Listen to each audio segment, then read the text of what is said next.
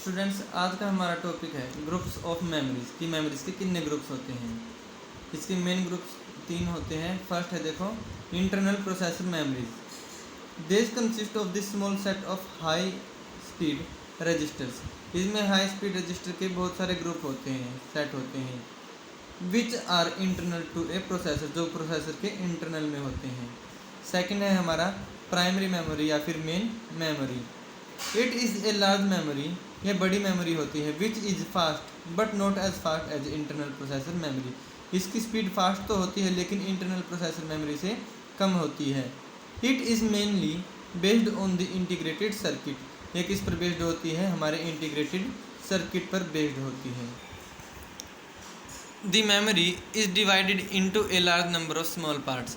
जो ये मेमोरी है इसमें जो इसको अलग अलग पार्ट्स में डिवाइड किया जाता है, अलग अलग छोटे छोटे हिस्सों में। Each part is called a cell, हर एक पार्ट को क्या बोलते हैं हम, सेल। और मेमोरी लोकेशन, सेल बोल सकते हैं या फिर मेमोरी लोकेशन बोल सकते हैं। Each of this location is assigned a unique number called its address. और हर एक जो मेमोरी लोकेशन होती है उसका क्या होता है, अलग अलग यूनिक नंबर होता है। जिस तरह क्लास में बच्चों का रोल नंबर, हर एक बच्चे का रोल नंबर अलग अलग होता है।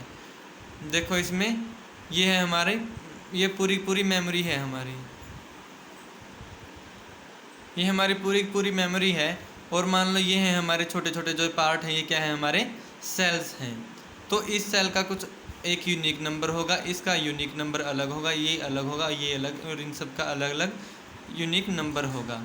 ठीक है स्टूडेंट्स, आगे है हमारी थर्ड टाइप की मेमोरी, सेकेंडरी मेमोरी।